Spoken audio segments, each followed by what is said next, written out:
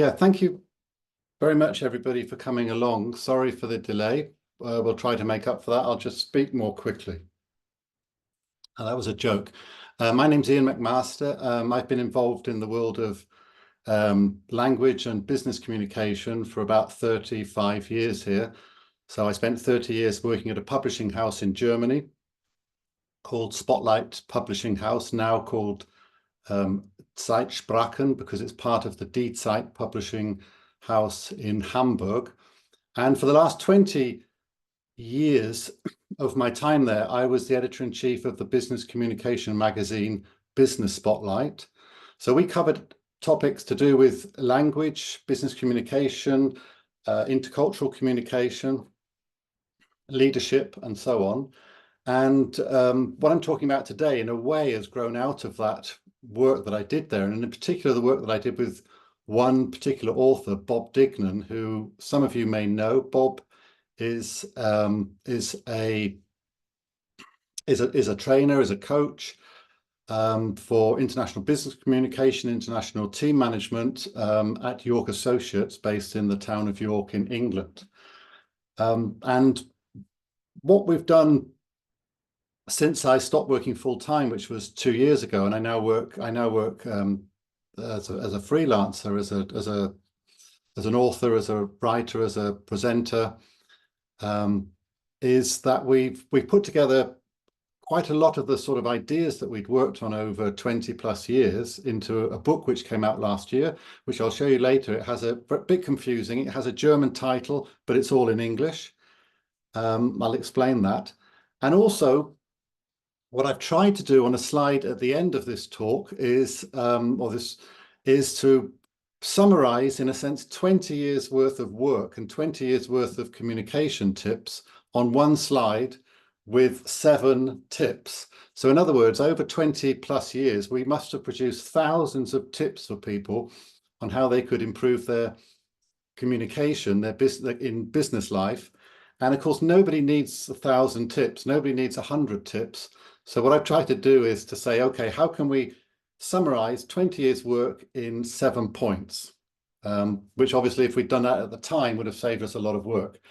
But in a way, it's only in retrospect that I think I see here what I think are 7 key points. You may disagree with them. Now, let's get started, because I want to leave some time for your questions. And I have a fairly simple question. Okay, see what's happening here. Okay, this is a typical sort of situation that you may have come across in working life, working in teams, whether they're international or just within the same country. But to be honest, nowadays, if you're working anywhere, you're likely to be working in an international setting with people from different backgrounds, and whether they're working in the same country or not. So I have a simple question for you. Why is communication so difficult? And I'm having some problems here. I can't actually see the chat, so I don't know whether people want to either shout something out, or maybe you can tell me what appears in the chat. Why is communication so difficult? Who wants to have a go at that? If I'm looking up to the top right, that's because where your pictures are for me. We have cultural differences, right? As a comment. Different culture may be a point. People assume a lot. This was another one. Wait, what was the second one? People assume a lot. Okay, yeah, that's a good one, yeah. Different mindsets. Okay, different mindsets, yeah, that's good. Lack of questions. Afraid of misunderstandings. Okay, good. There's probably more comments coming like that. Culture, mindsets, misunderstandings, assuming too much, lack of questions. In a way, if I combine a number of those questions, you've kind of got the answer. At least you've got the answer that my co-author Bob Dignen gave me when I asked him this question, which was back in 2013. I did an interview with him, and that was my first question to Bob in this interview, was why is communication so difficult? And I thought that was a good question. I thought that'll at least get the conversation off to a gentle start, but I should have known better, because Bob is a he likes to ask questions. So his answer was this: what exactly do you mean by difficult? So if you see what Bob has done here, he's kind of taken a number of the things you mentioned. So he's asked a question. Somebody said there aren't enough questions. Somebody said people assume too much. Bob hasn't assumed here that he knows what I mean by the question. Maybe I didn't even know what I meant by the question. And this is a problem in international communication, that sometimes we don't even know what we're trying to say or ask ourselves.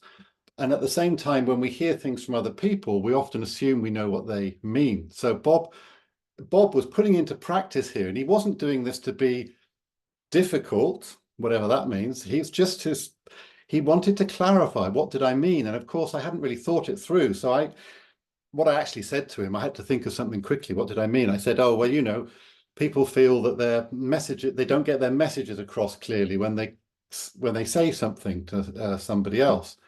And then he just looked at me and he said, Ian, you have a very strange concept of communication. Your concept of communication seems to all be about sending messages out and hoping they'll be understood. A very sort of one-sided view. So at this point, I thought, well, this interview is not going very well. In fact, in retrospect, it went fantastically, because the first question and answer illustrated the point, and it does tie into a number of things that you brought up there. So let me move on. Yeah, questions are the key. In fact, if you want to assume anything, assume that you don't understand what's been said. And you're probably closer to the truth than by assuming that you have understood. So now let me move on. Now, that may look in a way like the same question posed in another way. And I suppose it is really. But if I just asked you in the chat to put answers that consist of one word. So I just want one word answers, and maybe you can again tell me what's coming up in the chat. I'll try to rearrange things so I can see it, but one word answer. Different customs. Sorry? Different customs. That's two words. Oops, okay, sorry. yeah, keep going. Conflict. Conflict.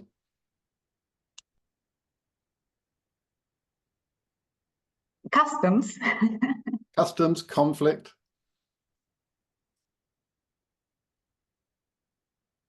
Understanding. Okay. Terminology. Okay, so sometimes we don't understand what's being said. Perspective. Interest. Time. Expectations. Culture. Backgrounds.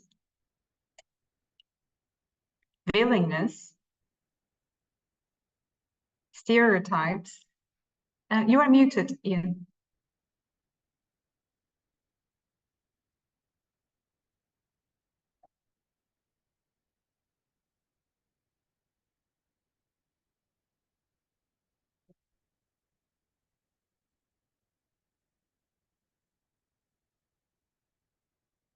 We have attention, then assumptions, diversity going on.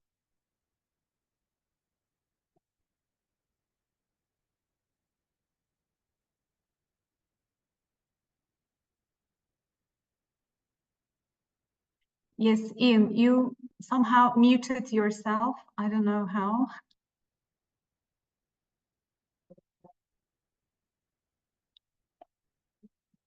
Today is the day of... Okay, I think I'm back on. Yes, wonderful. I'm back on unmute, right? Yes. Okay, so yeah, today's the day, yeah. So lots of factors there. Now, if I was being facetious, I could say the problems involved are actually in the question. They're communicating, their working is always a problem. Teams are always a problem. It doesn't matter whether they're international or not. And international creates an extra element, but maybe it's not the most important factor. The most important factor is working together, collaboration, communicating, and being in teams. And by a team, I mean anything more than one person.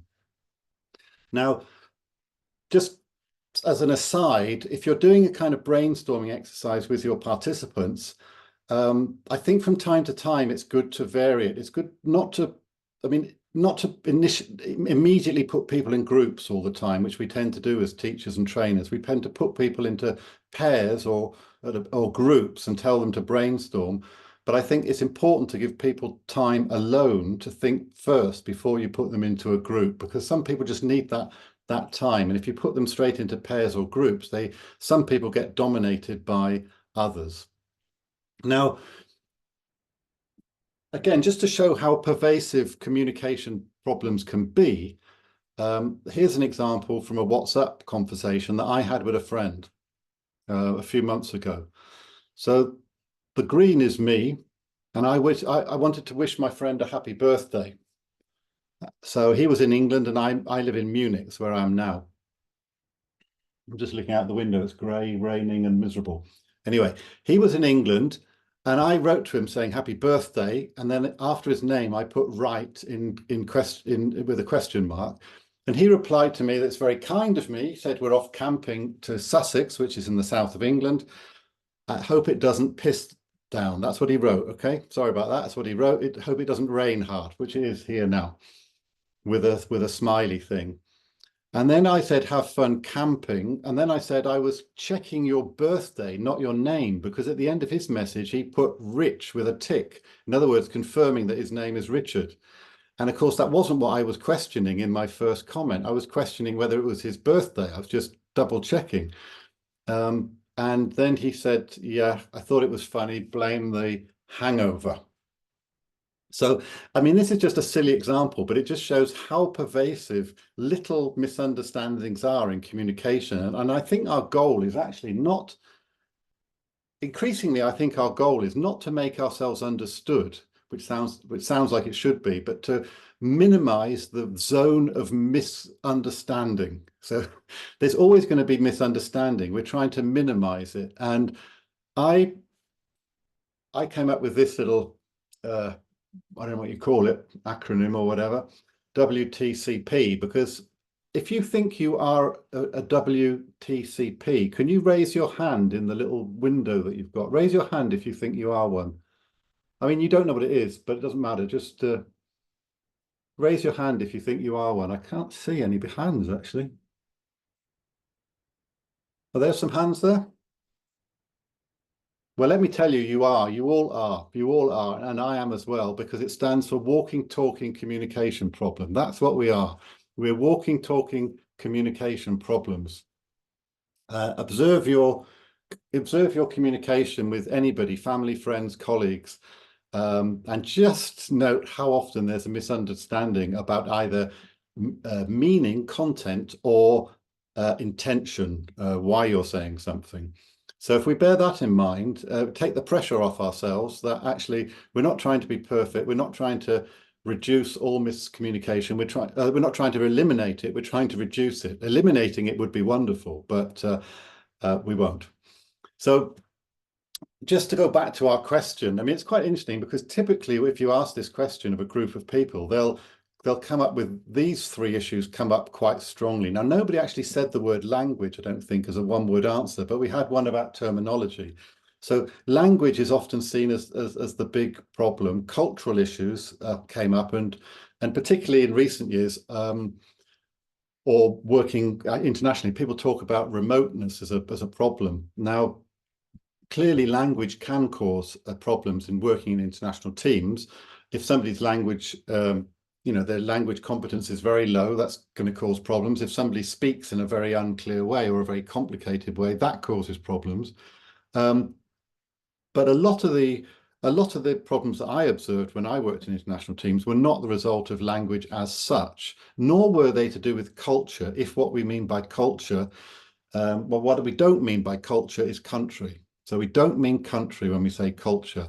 What we mean by culture is, or what I mean here, and what the approach we take in the book is, culture is basically people's attitudes, preferences, beliefs, ways they like doing things. And these are influenced by a huge number of factors, of which country may have one influence, but it's only one factor. In fact, the approach we take in the book is that, in a sense, and this sounds a bit odd, but in a sense, we're not interested where people come from in team building. We're not interested we're not interested primarily in the differences they bring into the team. We're more interested in how the team comes together and creates its own culture. In other words, its own way of working. How can they form their own way of working? Now, clearly, this might involve people discussing their preferences but it doesn't really matter why they have a preference for being, for example, very accurate about something or wanting to get something done quickly. We don't really, in a way, care why that's so. I mean, you can dig deep into that if you want. It's just interesting to discuss the fact that people have different approaches and how's the team going to come together and create its own culture. I'm going through this very quickly and obviously very superficially. Just on remoteness, again, that's, I think, exaggerated. It's the problems caused by remoteness, because even if you work in the same office as somebody, you work remotely with most of the people. You don't sit in the same room. You don't sit on the same chair. You can't see people a lot of the time. You're communicating through all sorts of digital channels, even if you're in the same office. My belief is that if you take part in a poor online meeting or a poor Zoom meeting, it's probably not Zoom that's the problem. It's probably the people taking part who are the problem, and the fact that the meeting probably hasn't been well organized, structured, agenda, and is not well chaired. And those problems occur if you're face-to-face in the office or if you're remote on Zoom. I mean, obviously there are some differences, but the main problems is not the channel often, it's the behavior. And that's in a way if you like, the focus of our book. And this is a horrible message that none of us want to hear, that the problem is in the mirror. And in a way, it's too easy an answer to say that the problem's the person in the mirror.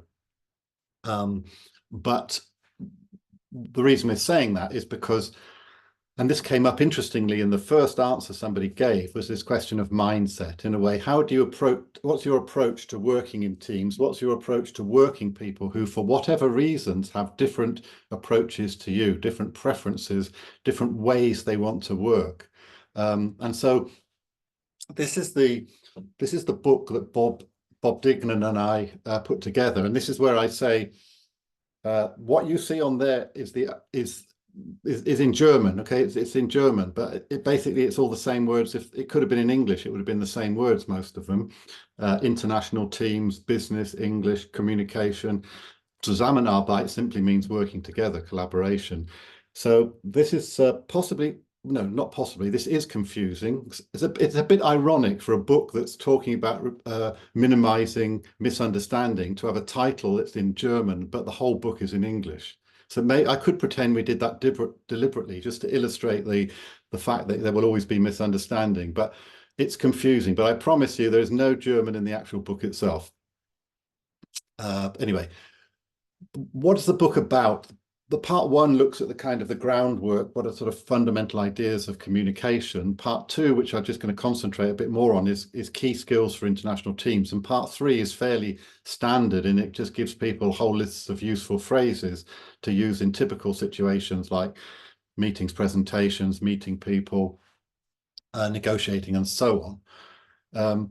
But the book starts with a self-reflection and self-assessment, one of these kind of things where we ask people and suggest that people do this not just once but regularly. We ask them to assess themselves across all the topics covered in the book. So the fundamentals about how speaking, listening, your mindset, how flexible people are, how you like to build relationships with people, how easily you trust people, etc., etc.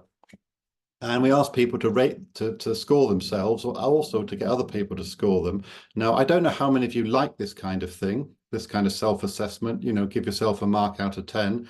I'll be honest, I hate it, but some people, I can imagine it's quite useful actually to think about, and also to do regularly. So in a sense, this is at the beginning of the book, and in a sense, it reflects the book, that we're asking people to think about their own behavior, their own preferences, their own attitudes. Again, not everybody's ideal way of spending their time, but we feel it's useful. Hold on just 1 second.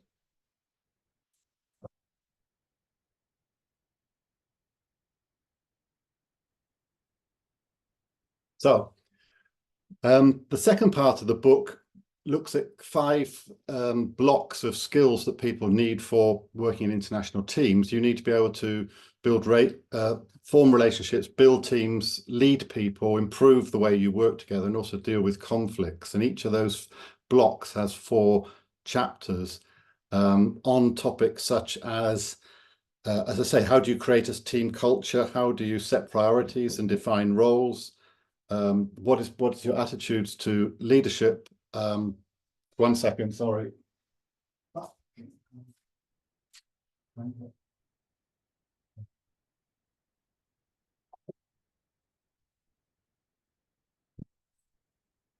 Okay, who said this was one of those days? Yeah, how as a leader, how do you, for example, how do you influence people? How do you take care of your team? How do you deal with conflict? How do you handle risk? And my favorite chapter is about navigating disorganization. So we don't call them organizations, we call companies and other bodies disorganizations, because that's closer to the truth. They're typically disorganized and dysfunctional. And so you have to be able to navigate that. And a typical chapter will ask people to think about an issue first. For example, what do you mean by trust? We will look at a little critical incident that I'll talk about now.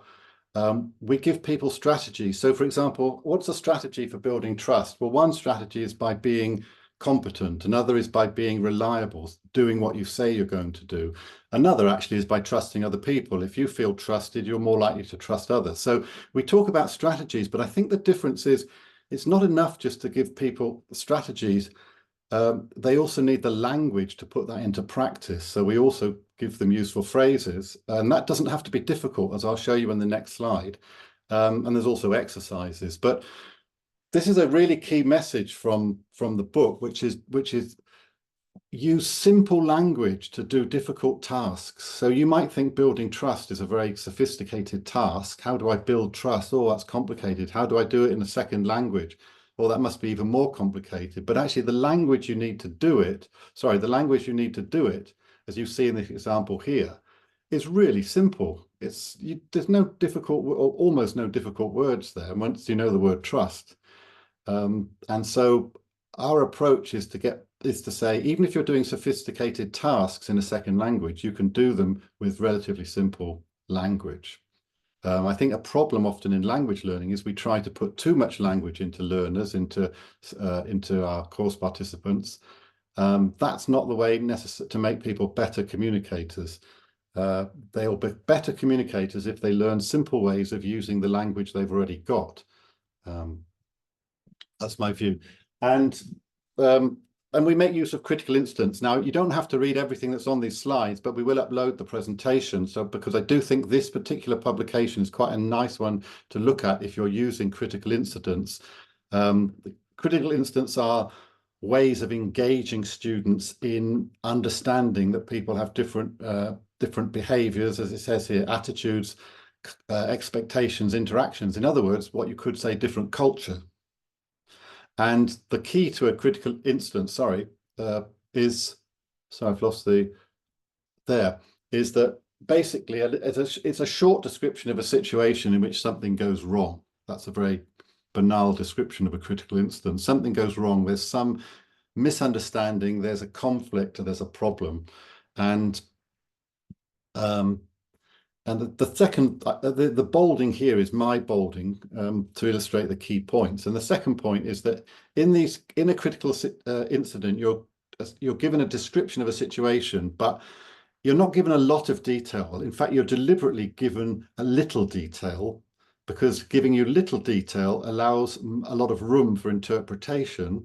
And then it allows us to see, as course participants, or students to see, learners to see that, there are different ways of interpreting this behavior. So here's an actual example from the book. And this is on the topic of setting priorities. So if you're looking at that now, the first paragraph in bold is just basically telling you to read the text and answer the questions. And that later in the chapter, there's not really answers, actually, it's more comments. So here we have two people who are having a meeting, and one of them is Peter. He wants his colleague to send a proposal out quickly, and the colleague is more concerned about priority than deadlines. You've got two people here who for whatever reasons we don't know, but you're asked to think about, have different priorities. The one of them is absolute priority is to meet the deadline for the customer. And for the other person, in this case, it's Annabelle, her priority is, in a sense, perfection. She doesn't want anything to be sent out that isn't perfect. So the questions, the questions that, look simple, but they give the opportunity for discussion as to why do you think these people have these different priorities? Now, again, there could be all sorts of reasons why. It could be personal reasons to do with their preferences. I mean, if you're a perfectionist and somebody asks you why you're a perfectionist, it's probably quite a hard question to answer. You just feel that you are. That's how you like doing things, And if you're somebody that says, well, I have a real aversion to missing deadlines, then again, that may be something internal to you, but it also may be based on experience. I mean, for example, Peter here might have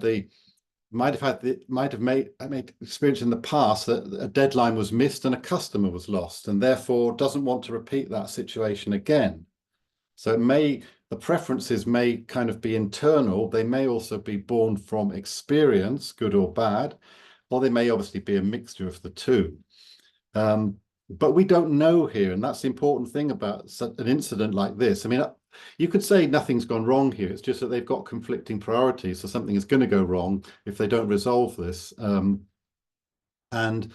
the last question there, who do you think is right, is obviously deliberately provocative, because, the answer is basically nobody's right. They just have different ideas and different preferences, and how should they handle how should the team leader in this case handle the discussion? Well, actually having a discussion, to be honest, is normally the answer to most of these critical incidents. The answer is talk about it, and ideally talk about things before there's been a breakdown in communication. Typically in business life, we're doing repair work. We notice there's a problem and then we have to go back and repair it. But what these simple case studies do, and I'm rushing through a bit because of time, what they allow students and participants to do in their discussions is, just as you gave different answers to the first questions that I asked you, people, when they discuss this in pairs or groups, or remember what I said about giving people time to think on their own first before you throw them into a group. People will have different interpretations. So if you've got 4 people in a group, there's probably 3 or 4 different interpretations. And that in itself is something for people to learn, that my way of looking at this, my interpretation, is not necessarily the only one. It's not about whether it's right or not. It's just not the only one. And this is the crucial thing about mindset in international teams. And it's easier said than done, obviously, for all of us, is appreciating that there's a different perspective. There's a different way of looking at things than the way we automatically or spontaneously would. And that's, in a sense, what we're trying to encourage people through this self-reflection to become more aware of. And in a sense, I'm suggesting that raising that self-awareness and is likely to improve collaboration in international teams more than focusing purely on topics like language or cultural background or things to do with technology and remoteness.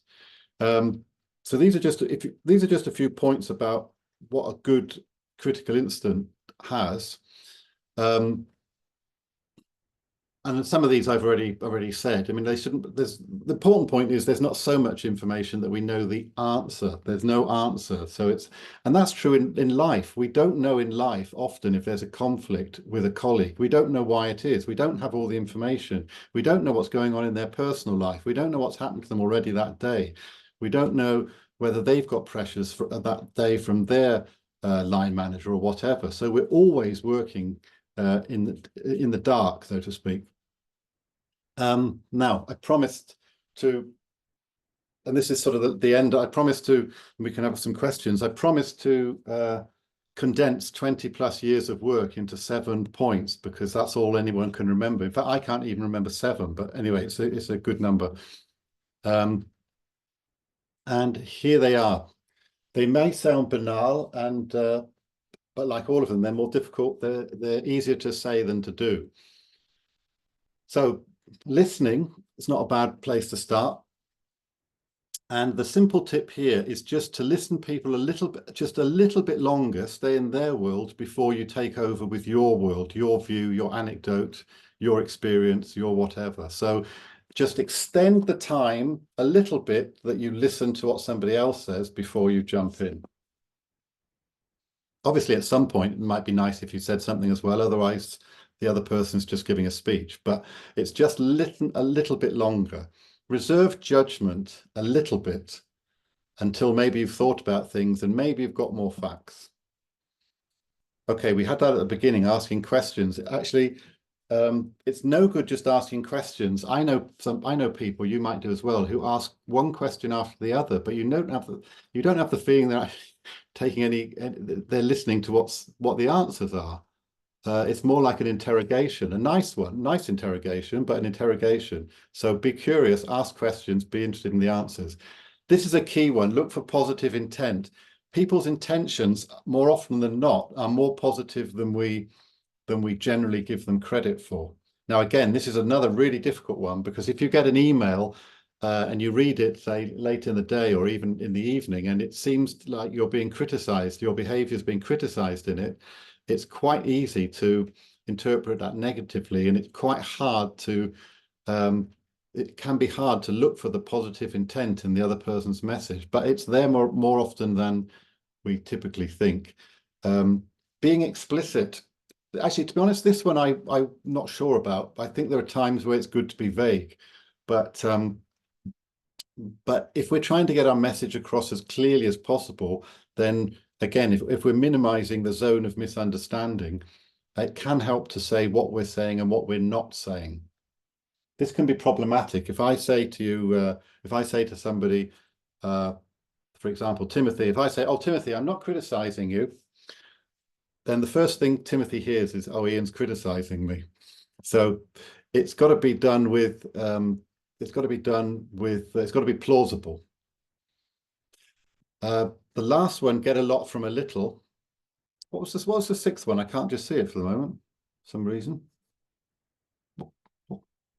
The 6th one was clarify. Oh yeah, that was the questions. Yeah, again, that's the one about not assuming. Yeah. And the last one is get a lot from a little. So our aim is maximum output for minimum work, or to put it in a linguistic form, be able to do the maximum number of tasks with the minimum amount of language. In other words, with simple language. The example I gave, building trust with simple language, as you can see there. I trust you fully with this project. And this is not easy. These 7 strategies, it sounds kind of simple, and it's like, I could imagine somebody's reaction might be, "Seriously, Ian, that's it? Is that the result of 20 years work? Is that the best you could come up with, those 7 tips?" And I could say, yeah, I can see what you mean, but try putting those 7 into practice. In fact, just try putting one of them into practice over the next week, whether it's the listening or whether it's the clarifying or whatever. And then you'll see, actually, it's not quite as simple, not quite as banal. And of course, there's a missing word here. What is it? Practice makes? I would assume perfect.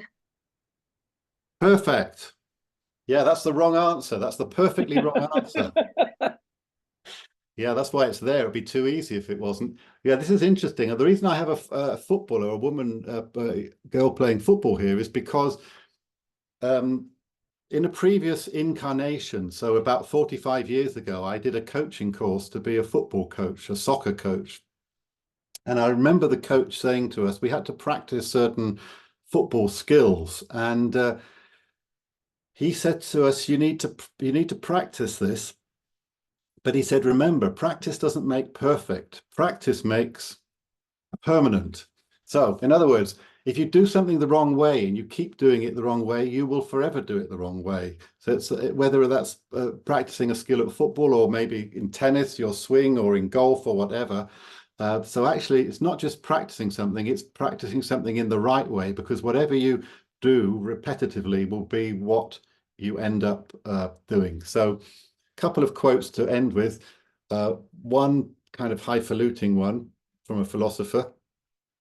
And this is, again, basically going back to questioning, not making too many assumptions or not assuming that we know. And to put it another way, again, sort of repeating what I said at the beginning, assume that you don't understand what has been said. You're probably closer to the truth than assuming that you do understand. Now, this would get very tiring in everyday life. So, for example, imagine if a friend or a partner said to you, "Would you like a cup of tea?" And you said to them, "Well, what exactly do you mean by like?" So if you operate the clarifying principle on every simple utterance in everyday life, you're not going to get very far. But in most cases, a bit more clarification, a bit less assumption, which is actually an answer that somebody gave right at the beginning, can be very helpful. So I'm going to stop there. That's me in a different, that's a different version of me. But please, well, do contact me via LinkedIn if we're not connected already, and you'd like to, just for fun or just to follow up any of these topics. I'd be delighted to hear from you. And any questions that we have, or questions or comments. Okay, Ian, may I kick off with a question? Because there's a particular issue which I know that people we're working with around the world are having to face on a common basis, which is people I'm finding in South Asia, in Africa, and also in the Far East, actually are experiencing difficulties in using the right language, the right system of language to use when they're working with international businesses, it's particularly US and Canada and the UK. One of the things I really liked about your book were the common phrases you listed. And I felt that actually this is a really important thing to teach people, so that they realize that if somebody tells you, "I can live with that," what does it actually mean? And these are kinds of expressions that I found people wouldn't know and wouldn't know how to use. What's your reaction?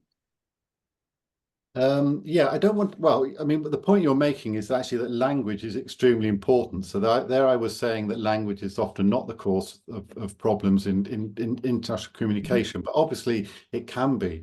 And I think it's two things. I think one is obviously a passive knowledge of what these things mean can be very important, in the same way that passive knowledge of idiomatic language doesn't necessarily mean you want to go around saying that, using terms that then other people maybe don't understand. But, that would be a good example of, if you hear a phrase and you're not sure what it means, like "I can live with that," then, the clarification principle says you try to find out what it means. Now, that might be depending how comfortable the situation is, you might be able to do it immediately, or you might have to talk to somebody afterwards and say, "Look, I've heard so and so now say 3 times I can live with that. What does she mean, or what does he mean?" Because unfortunately, yeah, there is an awful lot of language and language variation that around the world, but also within countries, and just people's individual language, that it's almost impossible to be on top of all of it. But I think what the skill that you can develop is that awareness that something's been said that you don't understand. I notice it that sometimes I have to hear something 3 times before I actually stop and engage my brain and think, "Oh, I actually don't understand what that means." Yep. Whereas often we might jump to an assumption. I've done this often with German, assumed I knew what it meant, and then heard it another time and thought, "Oh, I don't," and then I've got to find somebody to try and help me, or find help online. Okay. There's no easy answer. No, but I agree with you. It's not an easy one, but it seems to be essential to making the English language in business work. Yeah. and it will be with other languages as well. And I'm just so conscious of this in working, as I say, with Nigerians particularly, and with Indians, Pakistanis, and with people in in the Eastern Pacific. Okay, one thing, of course, about questions. How do you ask a question to a Japanese? Or how do you answer? Say you haven't understood. If you're working, say, with a Japanese or Chinese client or Vietnamese, how do you do it without causing them to lose face? That's a fascinating one. You mean, how would they do it? How would they express that? Yes, because if they explain something to you and you haven't understood, and you say, "Would you clarify?" Oh, I see. They've lost face. So what the hell? I'm not going to clarify. Go away. It's probably, again, I suspect it's very personal as well. My experience of of meeting people internationally, and there was a phase when the magazine I was working on, Business Spotlight, had 6 international editions, including China and Greece, Ukraine, Czech Republic, Bulgaria, Italy, and it was fascinating because quite often the cultural cliches were not confirmed. And sometimes they were, and it seemed to vary very much from person to person. Yeah. Which again is about that flexible mindset. You know, how can I adapt, or how do I pick up on people's preferences? And yes, I mean, there is an assumption in our book, which I think is probably not universal, is that talking about these things is the way to do it, to talk about everything openly, be explicit, be questioning. That may well not be appropriate in all contexts. Again, I think the approach we take itself has to be taken with a pinch of salt, that it's not universal. No, I agree with you. And as we get more international, you're quite right. People are going to actively behave differently the more international experience they've got. It's just interesting. I just noticed that when I'm working with Japanese colleagues, my aim normally is to take the responsibility for understanding on myself. In other words, could I just check that I've understood correctly? And quite often they will say, "Hi, yes, do," and then or they say correction. So there are little tactics that we can use, and some of which are in the book, which we can use to actually help build that relationship and not put people off. But it assumes what you're saying. It assumes, which obviously you have, and trainers typically often have it. You have the awareness that this is an issue at all. Yes. Yes, that's true. Okay. Any questions from other people? I've been looking at hands. No hands are raised, and I've noticed there's not more comment there. Angelica, you've said quite a few things, and you're working in a global team setup. And the gender one can be a big issue. Would you like to address that briefly with Ian?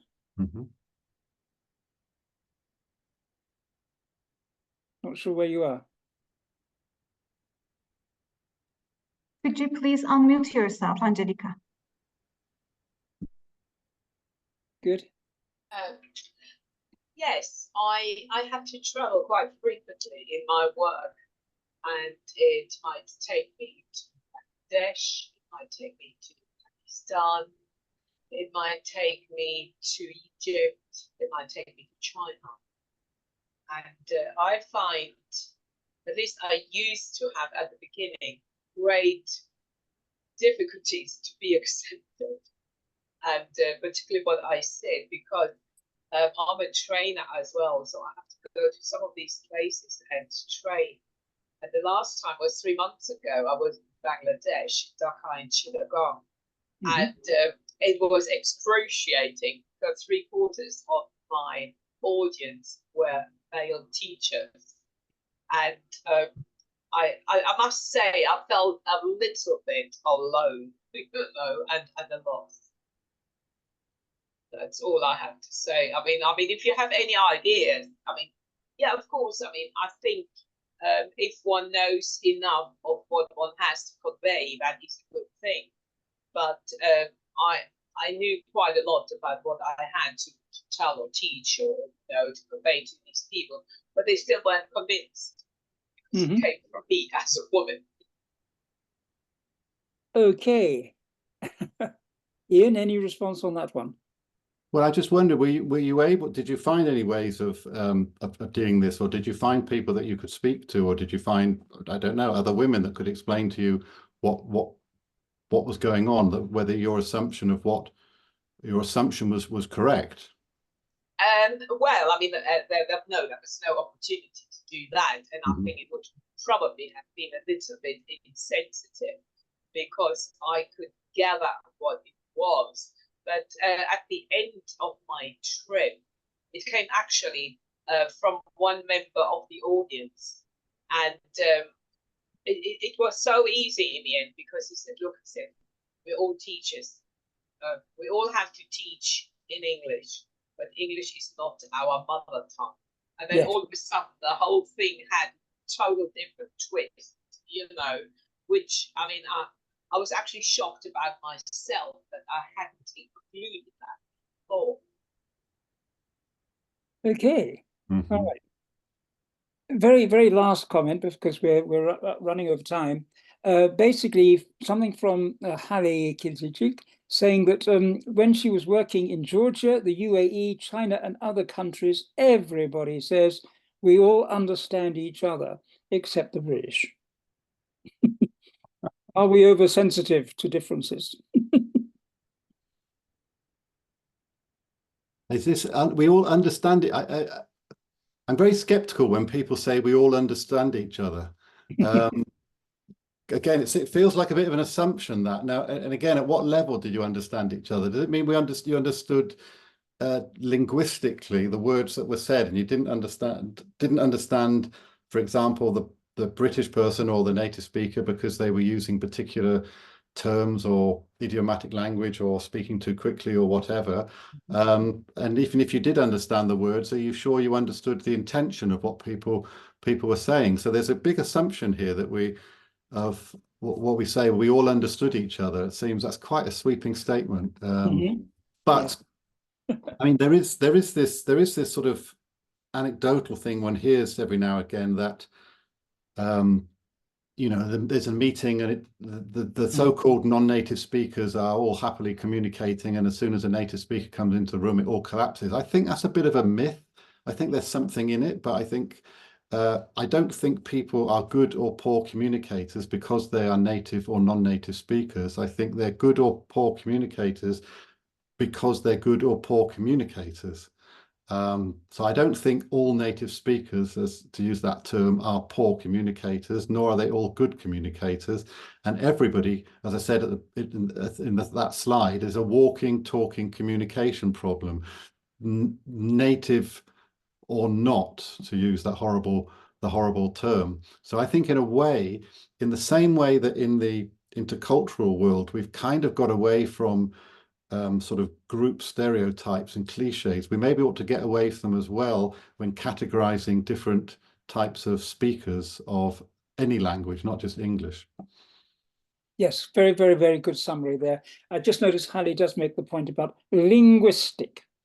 Okay, so Ian, thank you so much for that. My apologies to everybody for the problems of getting online today. It reflects a few problems with my own technology knowledge. So I'd like to thank Lillian and Burju and also Birgit and yourself, Ian, for managing so successfully in getting over that problem. So well done, everybody.